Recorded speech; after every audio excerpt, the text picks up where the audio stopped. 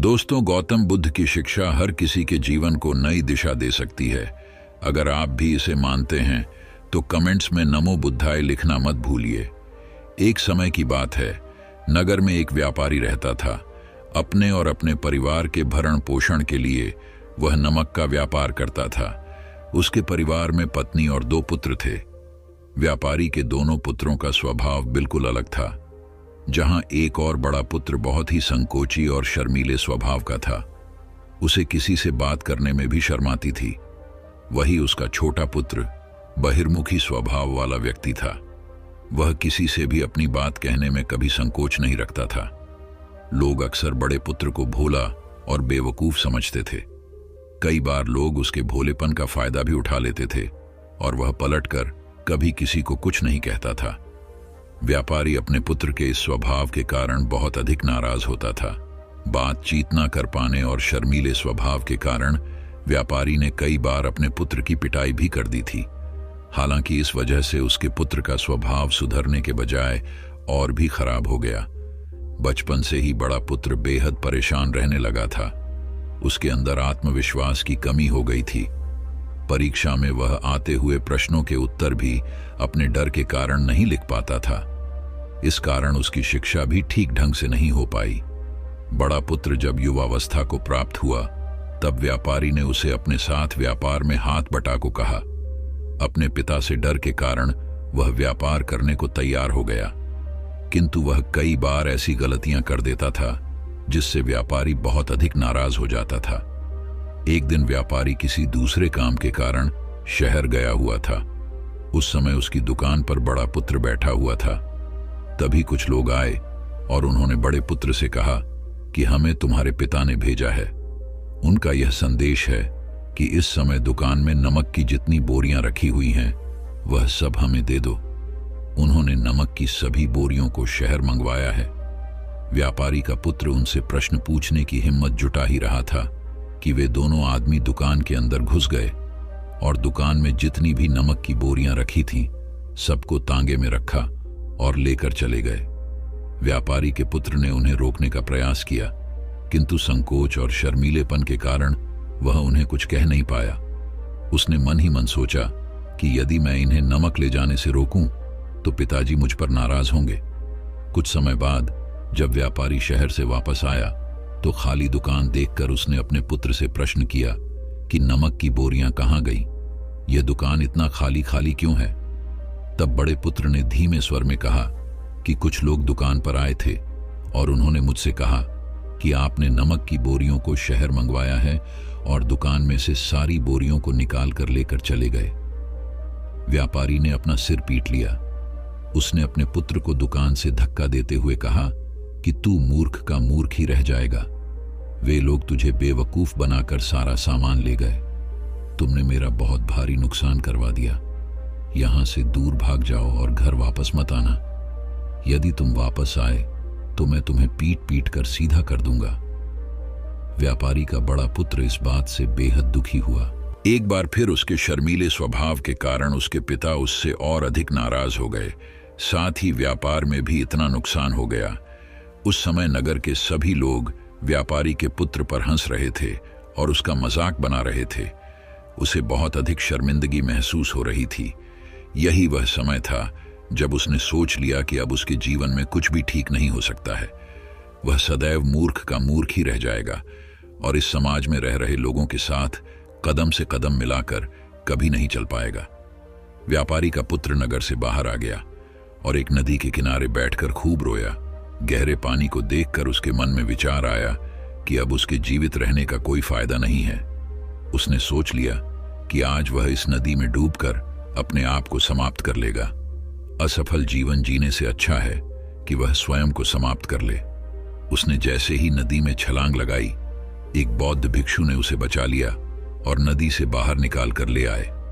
व्यापारी का पुत्र बौद्ध भिक्षु पर नाराज होने लगा और कहने लगा कि तुमने मुझे क्यों बचाया? मैं इस असफल जीवन को जीना नहीं चाहता। बौद्ध भिक्षु ने उसे समझाया कि जीवन एक ही बार मिला है और यदि तुम जीवित ही नहीं रहोगे तो असफलता को खत्म करके सफल कैसे बनोगे? तब व्यापारी के पुत्र ने कहा कि मेरे जीवन बहुत अधिक समस्याएं हैं। ये सभी समस्याएं मेरे संकोची और शर्मीले स्वभाव के कारण हुई है। मैंने अपने पिता का नुकसान करवा दिया। मैं एक अच्छा पुत्र नहीं हूं। अपने स्वभाव के कारण मैं शिक्षा ग्रहण भी नहीं कर सका। यह सारा संसार मुझे मूर्ख समझता है। क्या किसी मूर्ख को इस संसार में जीने का अधिकार है? तब बौद्ध भिक्षु ने कहा कि तुम्हारे इस प्रश्न का उत्तर तो मेरे गुरु ही देंगे। चलो, मैं तुम्हें मेरे गुरु से मिलवा हूं। व्यापारी के पुत्र ने कहा कि वह किसी से बात नहीं करना चाहता। आज वह अपना जीवन समाप्त कर लेगा। किंतु बौद्ध भिक्षु के बार बार समझाने के बाद वह उनके साथ जाने और उनके गुरु से मिलने के लिए तैयार हो गया। बौद्ध भिक्षु व्यापारी के पुत्र को आश्रम की ओर लेकर गए। वहां पर व्यापारी के पुत्र ने देखा कि एक व्यक्ति पेड़ के नीचे ध्यान मग्न बैठे हुए हैं। तभी बौद्ध भिक्षु ने कहा कि यह हमारे गुरु गौतम बुद्ध हैं। दोनों ने गौतम बुद्ध को प्रणाम किया। वह युवक वहीं पर बैठ गया और गौतम बुद्ध को देखकर रोने लगा। गौतम बुद्ध ने उससे उसके रोने का कारण पूछा। तब उसने कहा कि अब आप ही मेरी आखिरी उम्मीद है। यदि आप मेरी समस्या का समाधान नहीं करेंगे तो मेरा यह जीवन समाप्त हो जाएगा।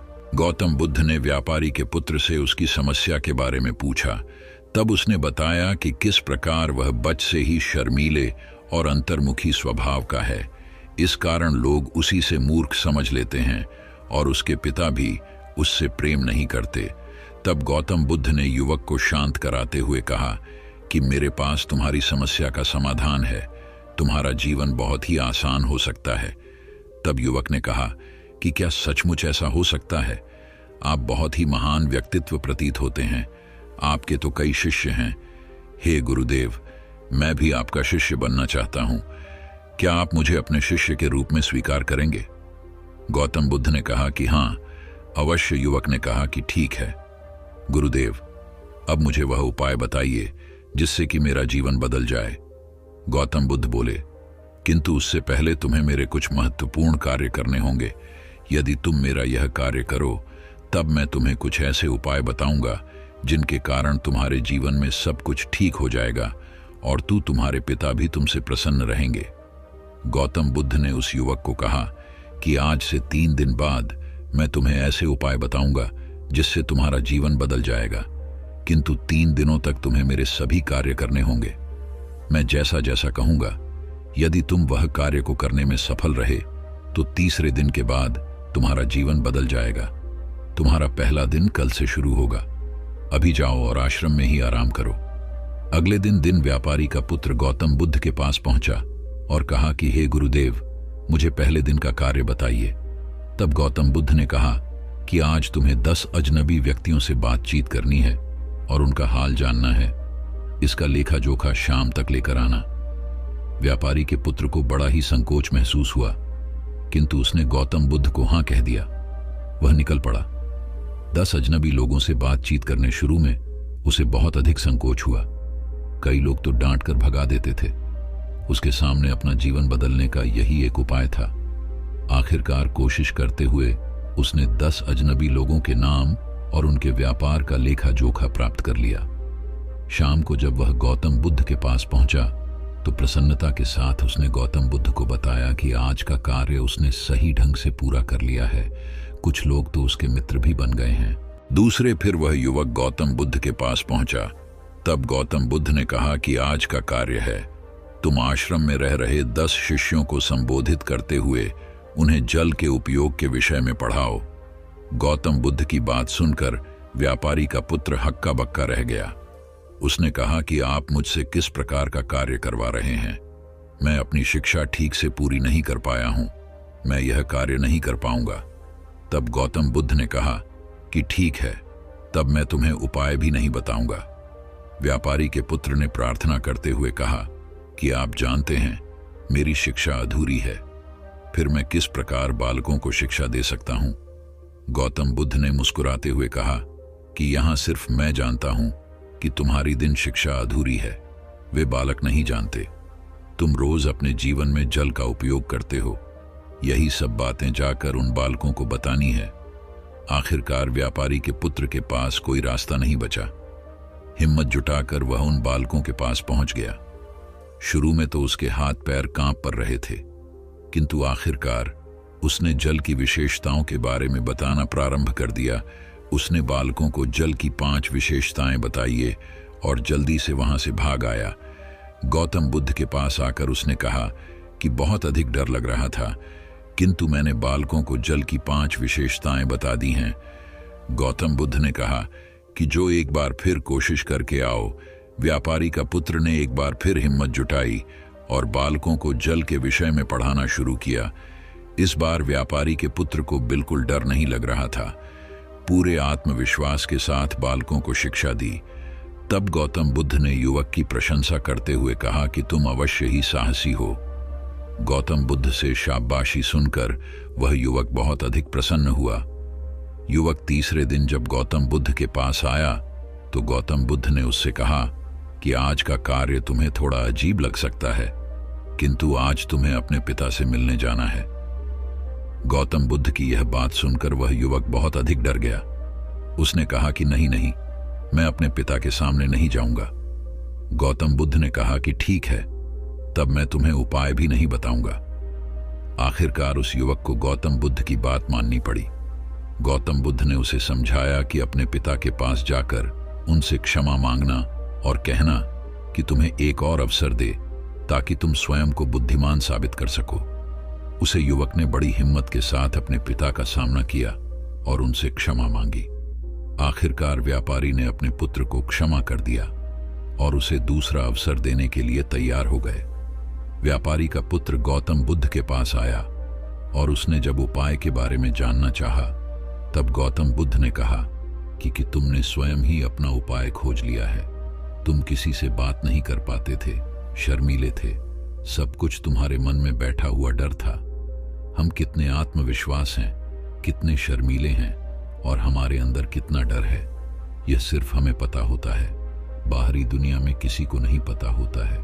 बाहरी दुनिया में हम स्वयं को जिस प्रकार का दिखाते हैं, लोग हमें इस प्रकार का समझते हैं। अगर तुम आत्मविश्वासी नहीं हो तो भी अनजान व्यक्तियों के सामने यदि आत्मविश्वास होने का अभिनय करो तो किसी को पता ही नहीं चलेगा कि तुम कौन हो। वह युवक समझ चुका था कि गौतम बुद्ध उसे क्या बताना चाह रहे हैं। गौतम बुद्ध को धन्यवाद किया और उनसे वादा किया कि वह जीवन में सफल होकर दिखाएगा। धन्यवाद दोस्तों, ये कहानी आपको पसंद आए तो लाइक करना, शेयर करना, चैनल को सब्सक्राइब करना। मिलते हैं अगले वीडियो में।